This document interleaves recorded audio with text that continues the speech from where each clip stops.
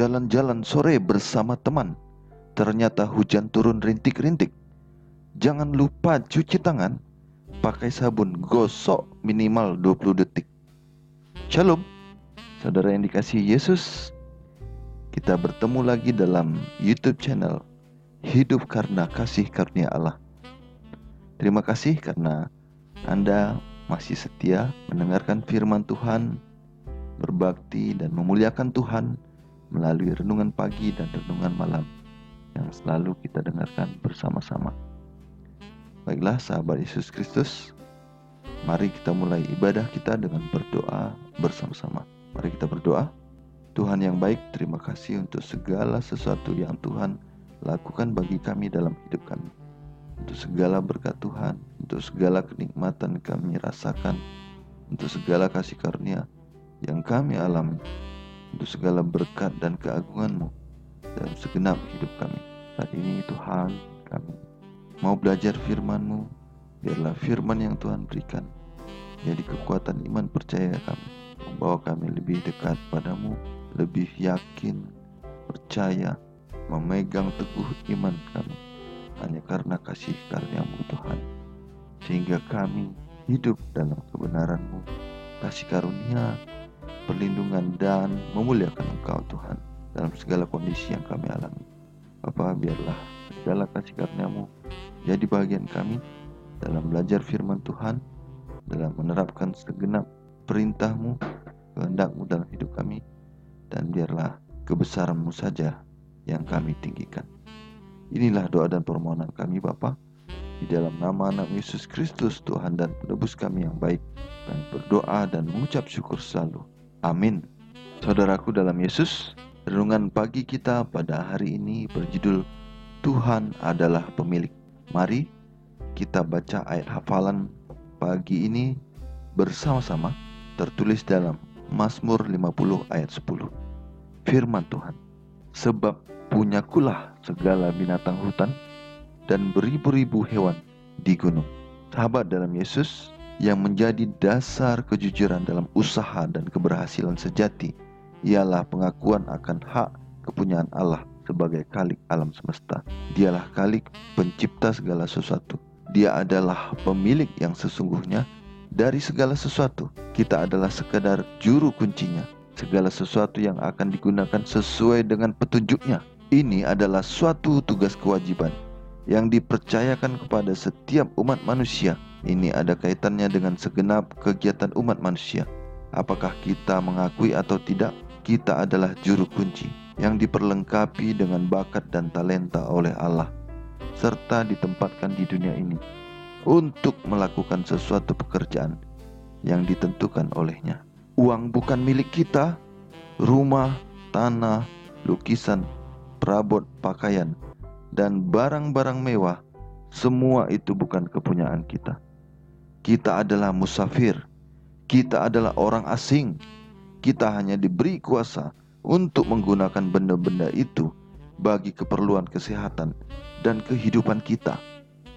Berkat-berkat sementara itu diberikan kepada kita sekedar yang dipercayakan saja untuk membuktikan bahwa kita dapat dipercaya dengan harta kekayaan abadi. Jikalau kita bertekun dalam ujian pembuktian Allah itu, kemudian kita akan memperoleh harta kekayaan yang sungguh-sungguh dibeli itu, yang akan menjadi milik kita sendiri, yaitu kemuliaan, penghormatan, dan keabadian. Kalau saja anggota mau menggunakan uang yang dipercayakan kepada mereka ke dalam pekerjaan Allah, yang tadinya mereka akan gunakan untuk memuaskan keinginan hati yang bersifat mementingkan diri sendiri, dan untuk membiayai berhala kegemaran mereka yang tidak senonoh itu, maka mereka sudah mengumpulkan kekayaan di surga dan sudah melakukan pekerjaan yang diminta oleh Allah mereka lakukan. Tetapi sebagaimana orang kaya yang di dalam perumpamaan itu, mereka hidup dalam kemewahan. Uang yang telah dipinjamkan oleh Allah kepada mereka, yang dipercayakan untuk digunakan demi kemuliaan nama-Nya, mereka boroskan. Mereka tidak berhenti memikirkan pertanggungjawaban mereka kepada Allah. Mereka tidak berhenti merenungkan bahwa tidak lama lagi akan ada hari perhitungan saat mana mereka wajib memberikan pertanggungjawaban tentang tugas mereka sebagai penata layan. Kita harus selalu mengingat bahwa pada hari penghukuman kelak, kita harus menghadapi catatan mengenai cara-cara kita memakai uang Allah. Telah banyak digunakan untuk kesenangan diri sendiri, memuaskan keinginan sendiri, yang sebenarnya digunakan tidak membawa kebaikan yang sebenarnya, tetapi membawa celaka yang pasti. Kalau saja kita menyadari bahwa Allah adalah pemberi segala sesuatu yang baik, bahwa uang itu adalah kepunyaannya, maka wajiblah kita bijaksana menggunakannya sesuai dengan kehendaknya yang suci. Dunia ini, adat kebiasaannya, segala modenya bukan menjadi standar kita. Kita tidak mempunyai keinginan untuk menyesuaikan diri dengan kebiasaan dunia. Kita tidak membiarkan kecenderungan hati kita menguasai kita. Dikutip dari buku Seri Membina Keluarga, jilid 1, halaman 349 dan 350. Sering sekali saudaraku, kita merasa apa yang kita miliki saat ini mungkin hanya sebuah sepeda atau bahkan hanya sebuah alat elektronik, misalnya laptop atau apapun itu, karena kita merasa itu kita dapatkan dengan pengorbanan yang berat, perjuangan, kesulitan-kesulitan yang kita hadapi untuk dapat membelinya atau memilikinya.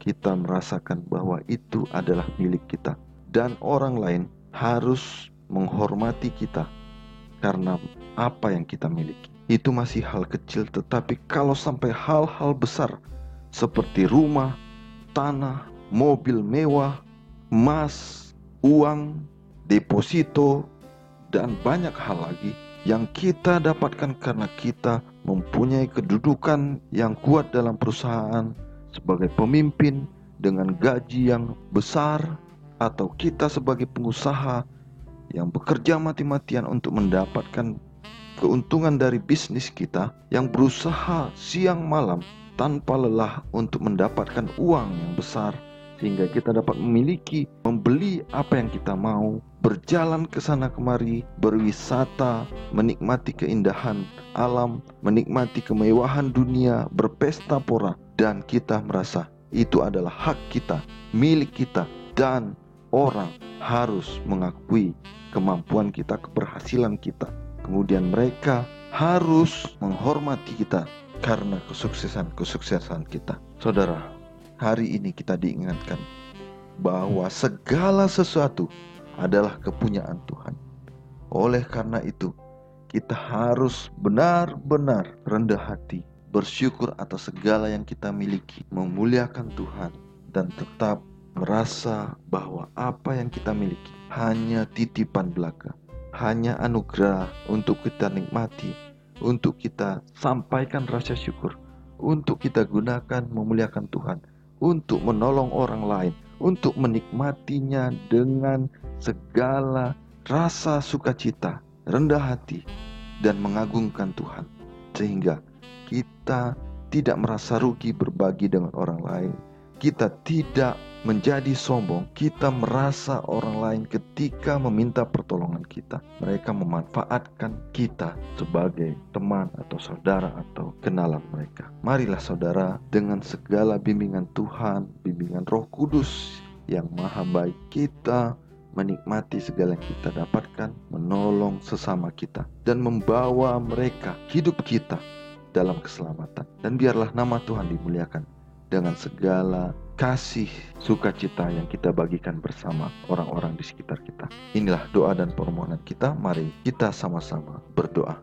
Tuhan yang baik, terima kasih Tuhan untuk firman yang Tuhan berikan, yang mengajarkan kami, mengingatkan kami, menasihati kami, supaya kami memuliakan Engkau, hidup dalam kebenaran, tidak menjadi orang yang serakah, tidak mau berbagi kepada orang lain. Biarlah Tuhan, kami menyadari posisi kami hanya sebagai orang-orang yang diberikan titipan kepercayaan oleh Tuhan untuk memperoleh hidup yang kekal nanti di surga dengan segala kemewahan keagungan yang Engkau berikan.